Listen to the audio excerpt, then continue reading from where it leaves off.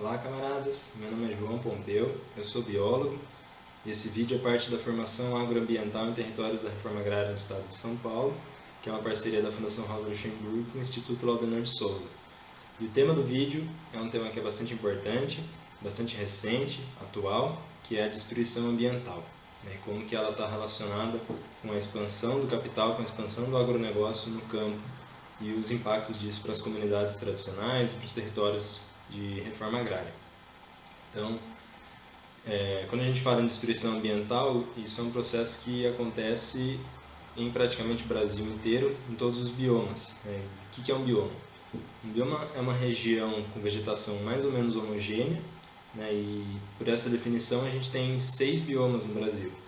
Então, começando lá pelo norte, né, tem o bioma da Amazônia, que é a floresta amazônica, né? No Nordeste tem o bioma da Caatinga, que é uma vegetação que é bastante resistente à seca. Depois, no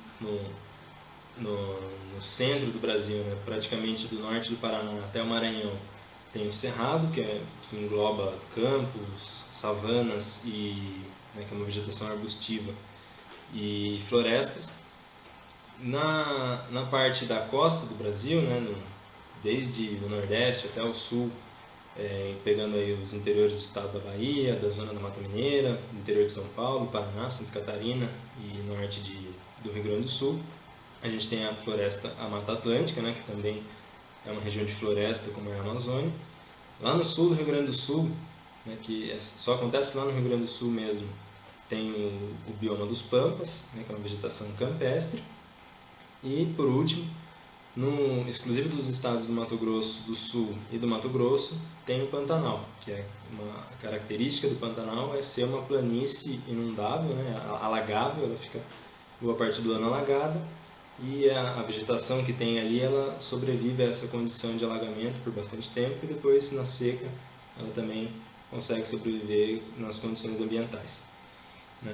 Então, como é que se dá esse desmatamento? Como é que está atualmente essa destruição dos biomas, né?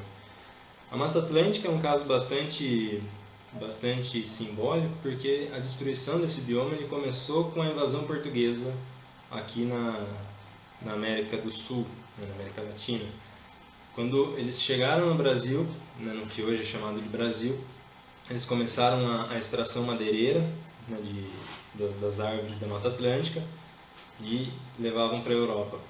E isso foi por 200, 300 anos até que se estabeleceu a cultura do café na região. Então, no Rio de Janeiro, em São Paulo, né, nas regiões mais próximas ao mar. Enquanto isso, também tinha o plantio de cana no Nordeste canaveiro, que também se dava numa região de Mata Atlântica. E isso resultou, né, que acabaram-se com as florestas pela extração madeireira e depois começaram a acabar com as florestas por plantio de café. O plantio de café ele durava 30, 40 anos com uma produtividade, que depois aquilo exauria o solo, né, e acabava fazendo com que esses plantios eles se deslocassem para outras áreas. Então, né, quando o plantio o café já não rendia mais tanto, eles desmatavam outra área e implantavam café. E o que ficou para trás nessas plantações de café, na verdade, foram pastos completamente degradados, né, com uma produtividade de pastagem bastante baixa, né, porque o solo já não é um solo de exploração de 500 anos, então é uma pastagem muito ruim.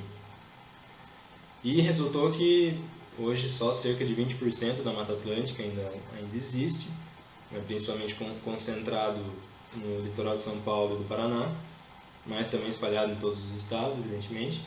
E ainda assim a gente vem acompanhando um aumento relativo do desmatamento na Mata Atlântica, né? Já nos Pampas e na Caatinga, o uso histórico era para pastagem. E nos Pampas, de uns anos para cá, vem acontecendo um outro processo importante, né, que as áreas alagadas elas eram ocupadas principalmente para arroz, mas nas áreas mais secas, né, de uns anos para cá, esse arroz né, eles estão deixando de plantar arroz lá e colocando soja no lugar. E também tem um avanço bastante importante dos plantios de pinos na região dos Pampas. Já a maior parte do desmatamento, de fato, né, em termos absolutos, acontece na Amazônia e no Cerrado, né? E o Pantanal ele é um caso à parte que nós já vamos falar. No Cerrado, para vocês terem noção, só entre 2008 e 2015, a taxa anual de desmatamento, ou seja, por ano, se desmatava quase 1 milhão de hectares, ou mais de 1 milhão de hectares, né, entre 2008 e 2015. E nos últimos 3 anos, né, entre 2017 e 2019, essa taxa está em torno de 700 mil hectares por ano, né, que não é pouca coisa.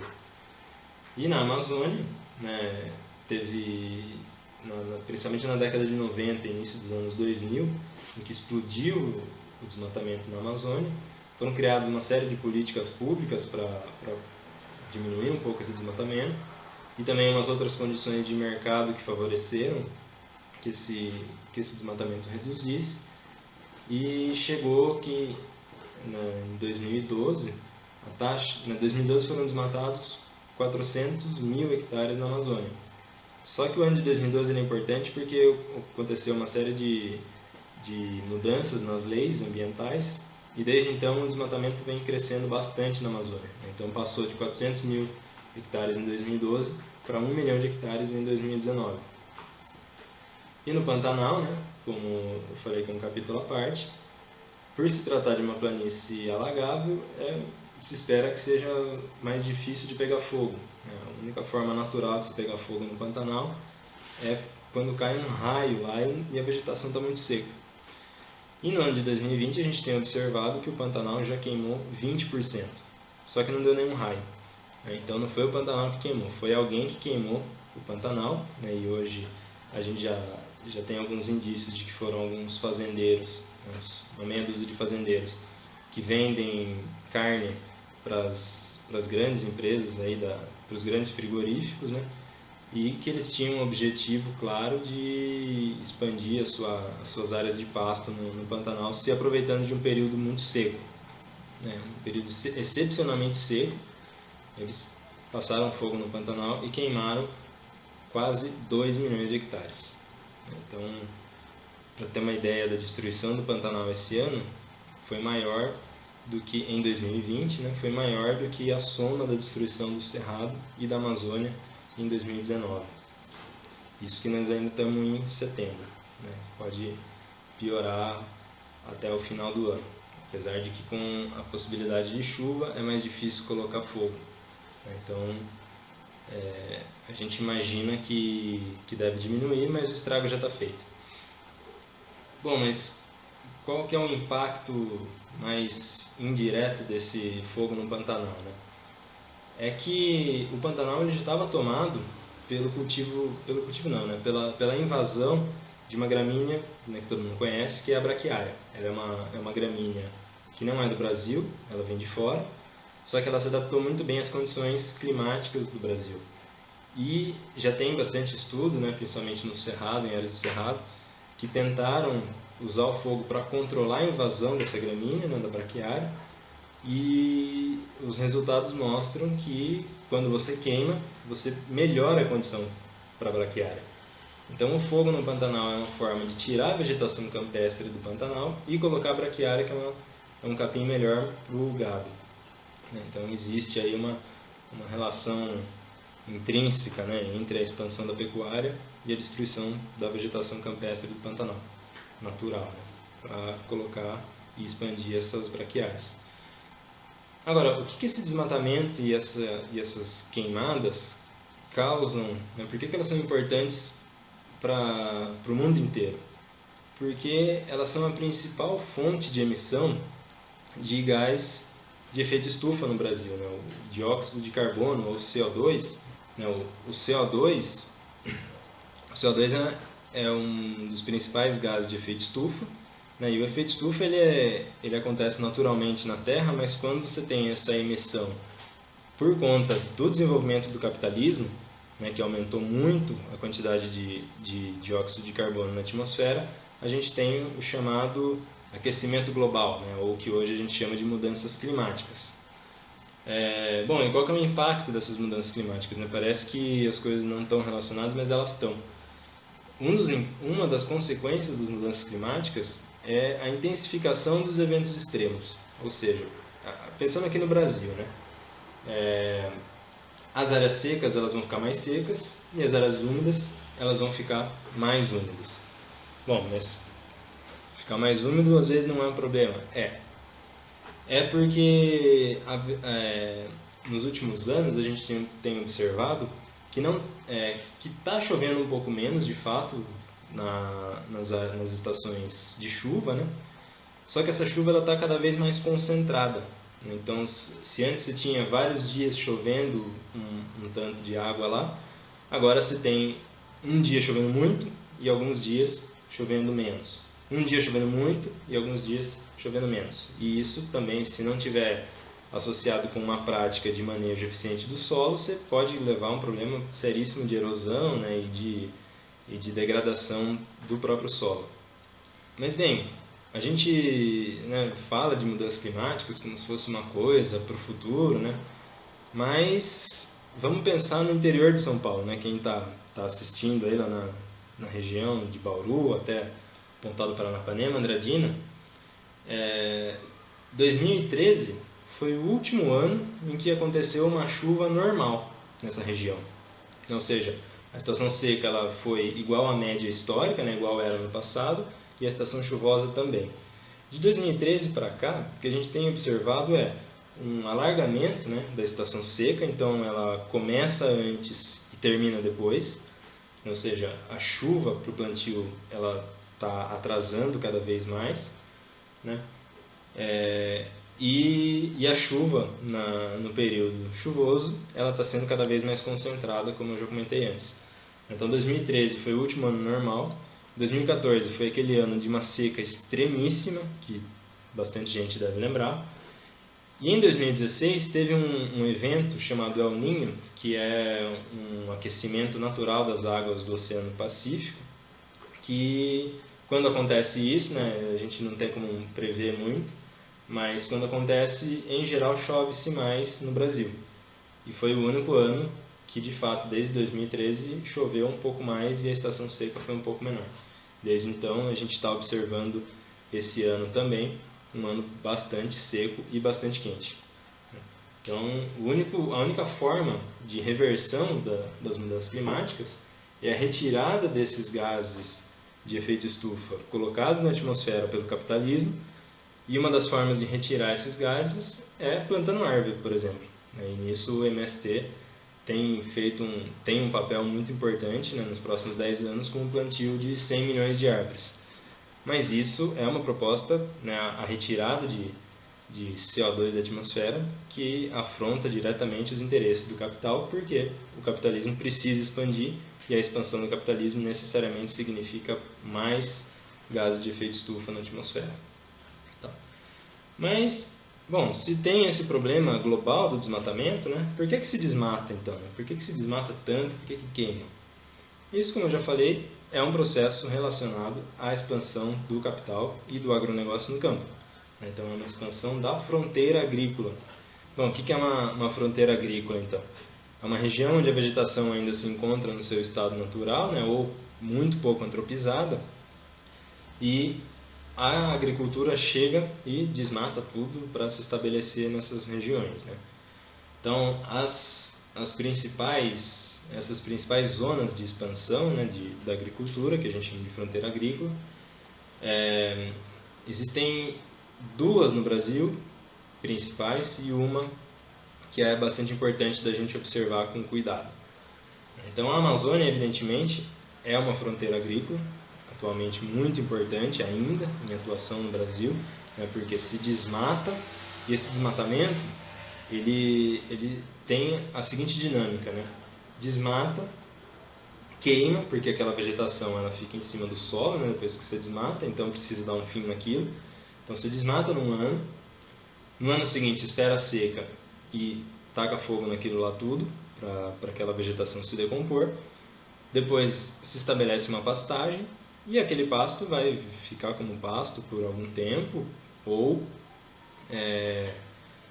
imediatamente, né, 1 ou 2 anos depois, pode-se entrar com alguma cultura, o que é mais difícil, está na região amazônica, mas acontece e a gente já vai conversar sobre ela.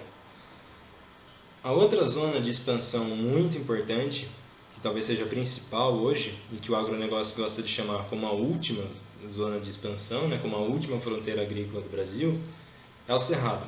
Mas é uma região muito específica do Cerrado, que é chamada de Matopiba.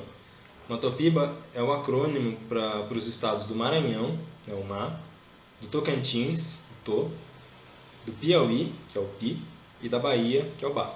Então, Matopiba, Maranhão, Tocantins, Piauí e Bahia.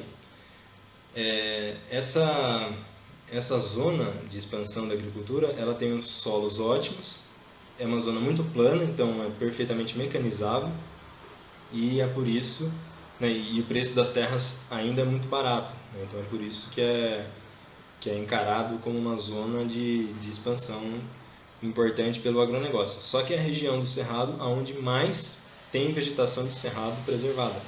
É por isso que é um conflito, essencialmente, né, dessa dinâmica do agronegócio, que eles vão desmatar e plantar principalmente soja ali, né? Diferente da Amazônia, lá eles desmatam e não entra com pasto, já entra direto com o plantio de soja. Agora, a terceira zona de expansão, né, ou seja, a terceira fronteira agrícola que é importante da gente observar, apesar de não ser uma área tão grande quanto é a Amazônia e quanto é o Cerrado, é o Lavrado, né, que é uma região no norte do país, no extremo norte, no estado de Roraima, na divisa com a Venezuela e com a Guiana, que é uma vegetação praticamente igual ao do Cerrado, mas ela tem as suas particularidades. Ela é uma vegetação única lá daquela região e que, por ter algumas características parecidas com o Cerrado, né, um solo bastante plano, bem drenado, né, com muita água, ela está se despontando como uma área importante de expansão da soja. Há 10 anos atrás, no Lavrado, a área plantada de soja era de 1.400 hectares, né? Quer dizer, parece um talhão de soja no estado de São Paulo.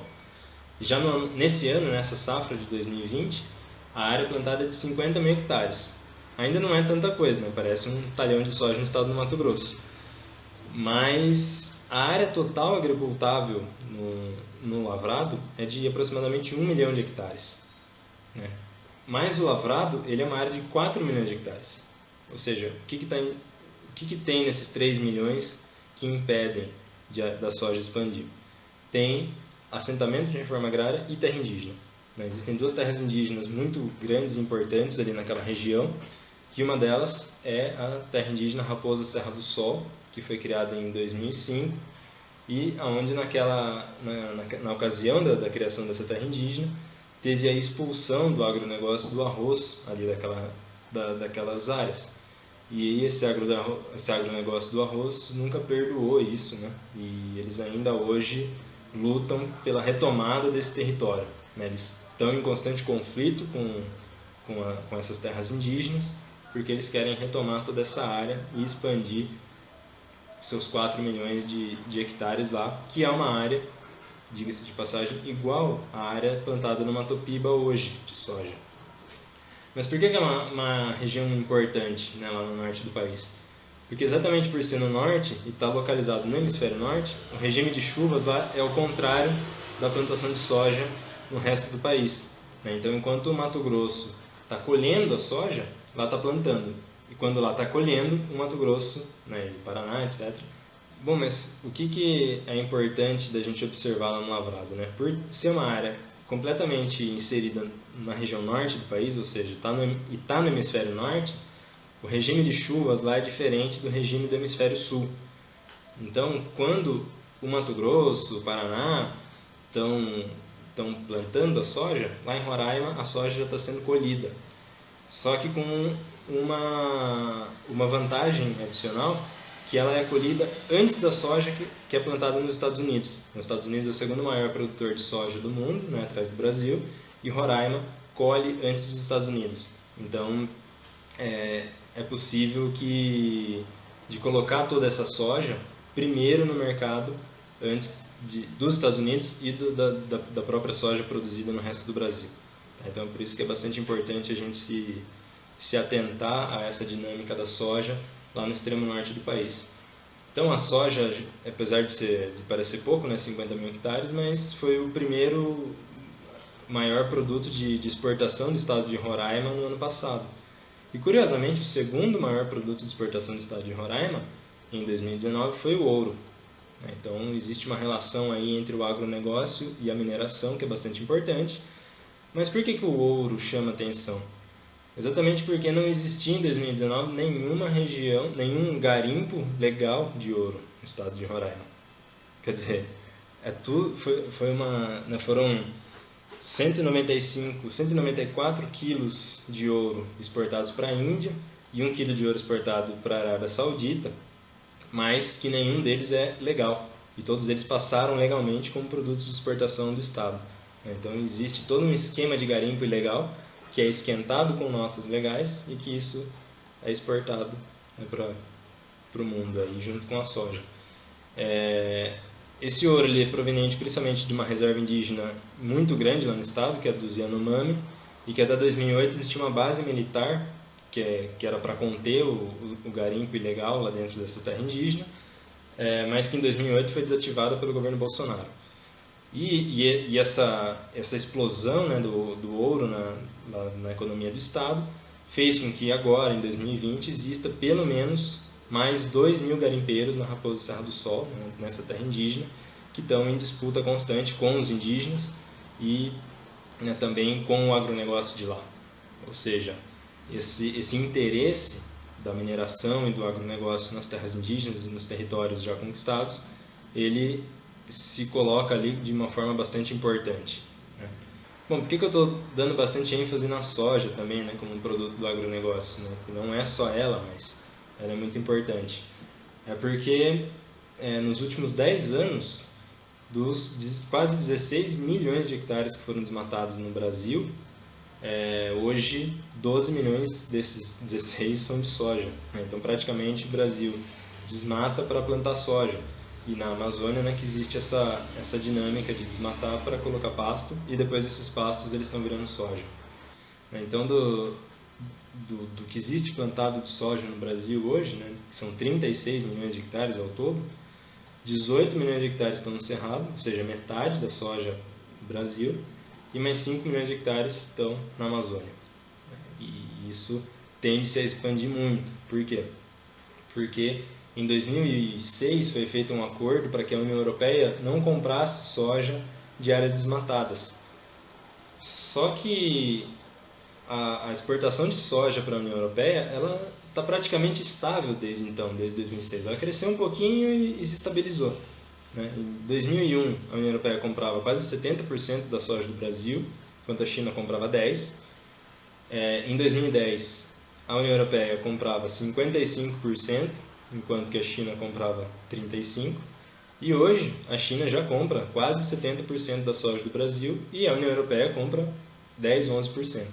Então, esse tratado de não plantar soja em áreas desmatadas, tudo bem, né?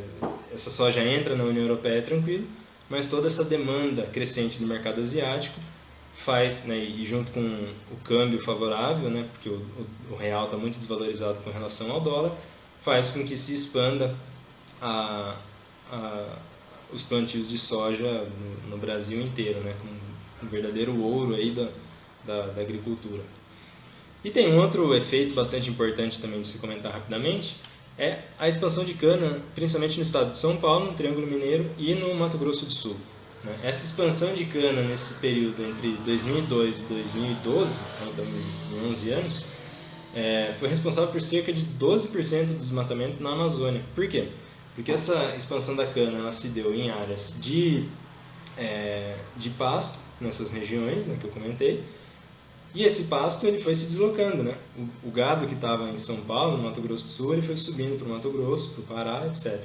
Então existe essa contribuição indireta da expansão da cana no estado de São Paulo para o desmatamento na Amazônia.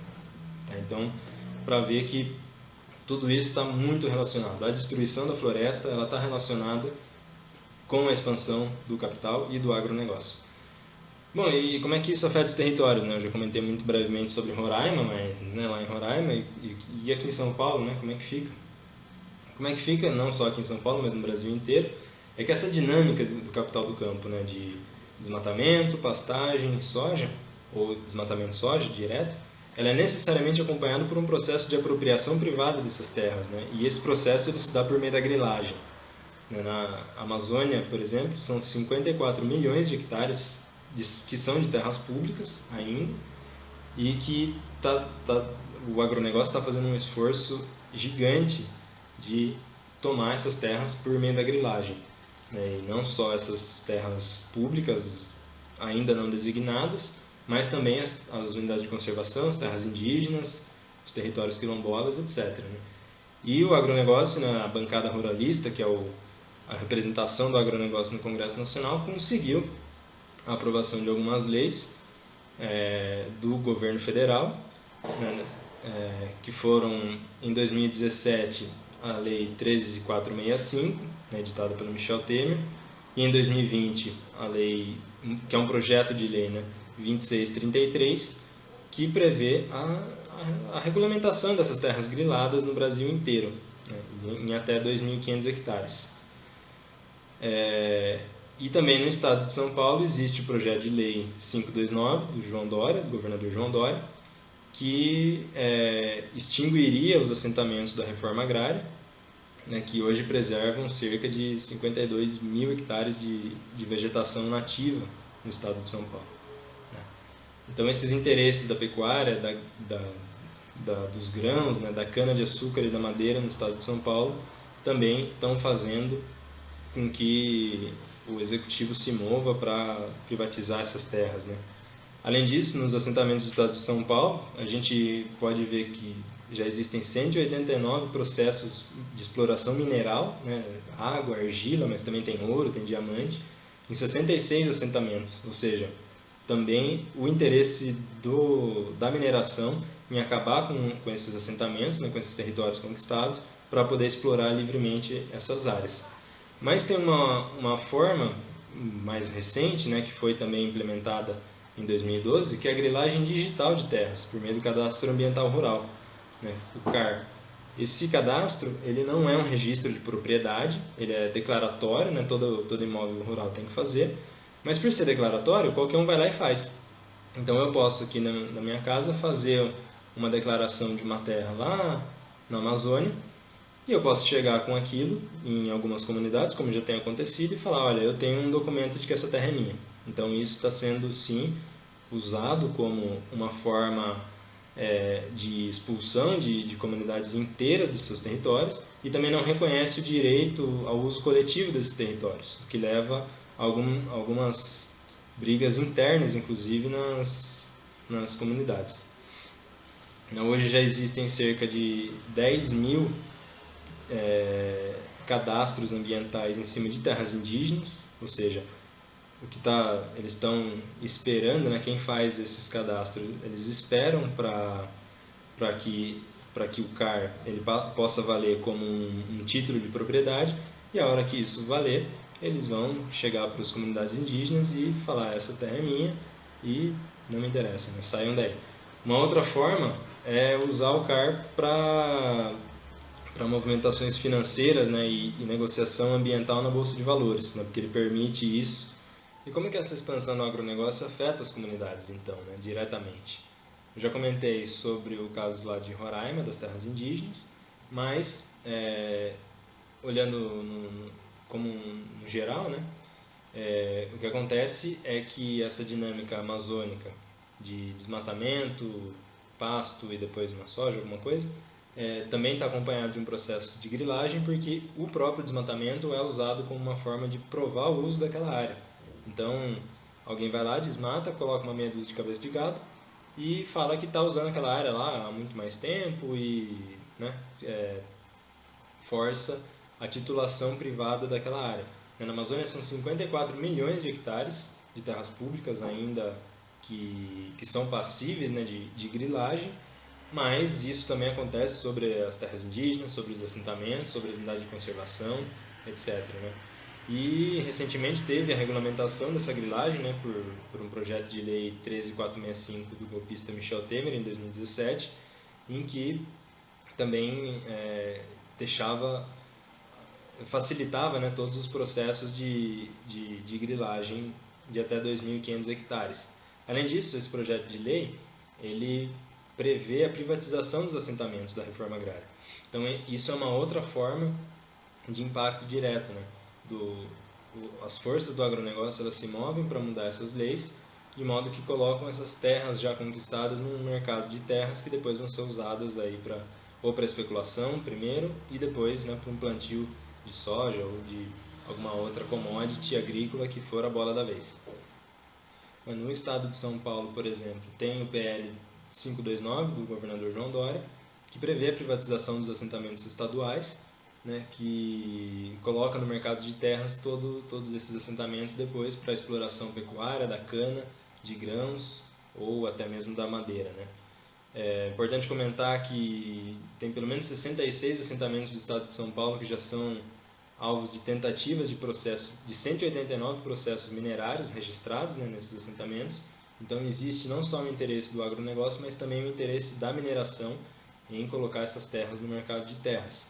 Né? E uma outra forma de grilagem é a tal da grilagem digital através do Cadastro Ambiental Rural, o CAR, né, que foi um instrumento para monitoramento da gestão territorial e ambiental instituída pela Lei Florestal de 2012, mas que está sendo usada num claro processo de grilagem. Né? Alguém chega lá, faz uma declaração, né, porque ele é declaratório, você vai lá e fala que aquela área é sua, e apesar disso não ter nenhuma validade jurídica, já está começando a ser usado em alguns processos judiciais, né, para a grilagem de algumas terras. Para vocês terem uma ideia, já são 10 mil títulos, 10 mil cadastros, né, em sobreposição com terras indígenas no Brasil, sendo um quarto desses títulos, né, mais ou menos 2.500, só no estado do Pará. Né, então, um processo muito evidente de que essas terras elas já são alvos, né, de uma possível, de uma esperança de privatização desses territórios indígenas, no caso, né? Então esse processo de grilagem, desmatamento e fogo, ele é completamente necessário, né? É uma forma de apropriação de terras pelo capital e é necessário para a expansão da agricultura, né? Desse agronegócio e não de uma agricultura agroecológica e de fato sustentável, né? Então, o fato dos territórios já terem sido conquistados, eles não garantem nada, né, que eles estejam fora da disputa e que não precisem de uma defesa, de uma luta organizada pelos territórios. Imagina uma situação em que alguém tenta, por meio do CAR, dizer que um assentamento no estado de São Paulo pertence a uma fazenda dessa pessoa, e isso já acontece, né? Já tem bastante sobreposição de CAR privado com áreas de assentamento, também no estado de São Paulo, e que as famílias elas receberam cada uma lá o seu título de lote e estão completamente desorganizadas. Então uma coisa é você tentar tomar um território de 50, 100 famílias que estão organizadas para fazer luta. Outra coisa é chegar um banqueiro, um advogado de banco. Então, por fim, a destruição ambiental ela é parte do projeto do agronegócio de expansão da sua área e, portanto, de aumento da sua produção em busca de mais lucros e, ao mesmo tempo, também é uma forma do agronegócio de se apropriar de terras públicas, mas também de territórios já conquistados pela luta dos povos indígenas, sem terra, quilombolas, etc. Então, combater o desmatamento, combater a destruição ambiental também é combater o agronegócio e a gente só vai, de fato, acabar com a destruição ambiental no Brasil, acabando com o agronegócio. É isso, um abraço.